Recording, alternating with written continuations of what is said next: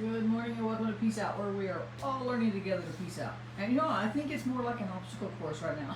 I don't know about you, but I got all these different things going on in my life, and it seems like I get to package this one up and give it to God, and go, I'm going to trust you for this, and then I get over that one for a minute at least, and then now there's something else. It's kind of like this life is kind of an obstacle course. It's all these opportunities, let's look at it in a positive light, to give it to God and trust Him. And I don't know about you, I'm in a total overwhelm right now. There's just some stuff going on. There's good stuff and bad stuff, such as life, right? And we're learning, I hope we're learning together, that we can take those to God in prayer and we can tell Him exactly what we think. We can express our feelings, and the coolest thing about God, and this isn't even the devotion this morning, sorry, this is extra, right? The coolest thing about God is He even gets what we can't say. Because sometimes I'm going through, I've got a couple of things on my plate right now that I'm like, I don't even have words, God, to know how to pray. I think I shared about that when Chris was in the hospital, and he was, he was, everything was shutting down, and I was like, I don't know how to pray. I'm just going to trust you. And so sometimes when we got all these things going on in our lives, and we're all in a state of overwhelm, He gets what we can't even say. He gets it. He understands us. He made us. And he gets everything behind that big sigh that finally escapes. And we just kind of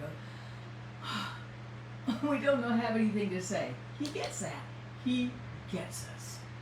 I love it. And I just want to say this to you. We can't mess up enough that God can't fix it. That God can't make something good come from it. That's kind of what we're talking about this week. Our topic this week is, are we smarter than God? Right? Are we smarter than God? And sometimes we think we are, and sometimes we know we're not. And there's this mix of emotions with, yeah, I'm going to trust God, but I think I can handle this. Well, here's a newsflash. We probably can't, right? Probably can't. And so we're talking about some different stories. We're looking at them in a little different light, where people thought they were smarter than God. So yesterday, what did we talk about yesterday? I don't know, that was a long time ago. I'll have to look back and see myself what we talked about yesterday. But people who have either messed up or not followed what God said. I mean, I was thinking this morning through the list of even Adam and Eve messed up right up front. The first people God created and set on this earth that was going to be the predecessors to all of us, right? They messed up. His first prototype messed up. But God didn't let it fail, right? He covered them. He gets us. I guess that's the theme for this morning. He just flat gets us. So this morning I was thinking about Adam and Eve. I was thinking about this one. I was thinking about that one, and I landed in Samson. Now, I got surprised by the scripture this morning because I'm thinking Samson messed up, but it wasn't too big of a mess up because he went after Delilah. But it wasn't too big of a mess up for God to fix. And I read a scripture this morning. I went back to read it this morning so I could refresh my memory on all the little details. And this scripture jumped off the page at me. Right? It's in Judges 14. And it says this, and Samson went down to some Timnah and saw a woman in Timnah, one of the daughters of the Philistines. Okay, now he was a Jew, he was a Hebrew, or Jew. So he came back and told his father and mother, I saw a woman in Timnah, one of the daughters of the Philistines.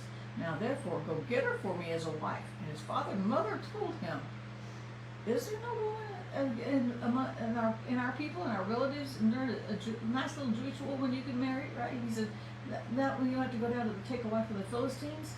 But it says, but Samson said this to his father, get her for me, for she looked good to me. We won't go on that one, right? This is an adult program, but we'll stay with it. She looked good to me, go good. However, his father and mother did not know. That stuck out right there. That it was of the Lord. For he was seeking an occasion against the Philistines. So God was going to wipe out. The Philistines had begun to oppress the Israelites again. Right? The Philistines had moved in and was starting to oppress them. And when I read that this morning, I was like, his mom and dad didn't know. I always have said for over 60 years now, since I've been talking, 64 years maybe, right? That Samson messed up and went and got Delilah. It was God's plan from the start. What looked like a mess up was going to be a huge victory. Now, here's the catch, Let me put this little. This is a disclaimer or something in this little thing, carvia. This little warning in here, right? God showed him the end. You're going to wipe out a huge number of Philistines in your lifetime. He thought he was going to go into hand-to-hand combat and take them out one at a time. That's what he thought. He just interpreted it his own way. It was the in-between that God didn't tell him about. God didn't tell him that he was going to lose his eyes, that he was going to suffer. See, when God promises us something, we get our eyes on that promise and we forget that there's a journey to get to that promise. And sometimes that journey to that promise brings a lot of struggles, brings a lot of hard times, brings a lot of difficulties. But God's promise is still good. It didn't change. God didn't say, oh, never mind, I didn't know it was going to be so hard. Never mind. No, he told, his promise to Samson is, I'm going to use you to wipe out Philistines. Right? I'm going to use you as a weapon against the Philistines. He didn't tell him that it was going to be hard on him. Samson probably thought, well, let's do this thing, right? I'm a big dude. I'm strong. God gave me strength. As long as my hair is long, I'm following what God said. Then he messed up. God knew Samson was going to mess up. Samson didn't mess up so bad that God couldn't fix it. But when I read the scripture this morning, Samson didn't even really mess up. God was planning on using Samson's life exactly like it played out. He didn't take the pain out. He didn't take the questionable decisions out. He didn't make the road easy just because he promised him something. That's the hard part for us sometimes, because I grew up in the faith movement, and we couldn't even say we were sick. We couldn't say something was bad. We couldn't say this is broken. Everything was you don't have a bad confession, and I'm big on confession. Don't get me wrong. I'm good. I'm big on positive thinking. I'm good. I'm a pretty good positive. I keep a positive outlook, and I try to say things positively. And I got a good positive attitude. And I don't know what I would do if I didn't. Right. And so I can look at the positive side of things, but stuff still hurts. Stuff still gets broke. Stuff is still sometimes difficult, and it's okay. God's plan will not change. And as a result of what you go through, whether you make a bad choice or make the right choice, God's plan stays intact. And his plan is to give us peace. His plan from the beginning was the New Testament, when he could live in us. He planned the cross before the beginning so that we would have a way to get back to him, because he wanted to walk with us through time. We're not going to mess it up. We are not smarter than God.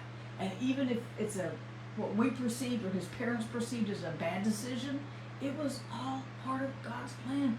We can't make a decision that makes God go, oh, how did that happen? Oh, wait a minute, I gotta rethink this, or I didn't see that coming, or anything like that. God already knows.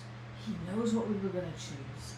He knows how we're going to walk it out, and he knows how he's going to turn it around, because in Samson's death, Samson wiped out thousands of Philistines, because at the very end he put his hands out. And he couldn't even see, and God still used him. Now that is awesome, that God used a physically disabled person for his promise. He knew that Samson was going to be physically disabled by that time.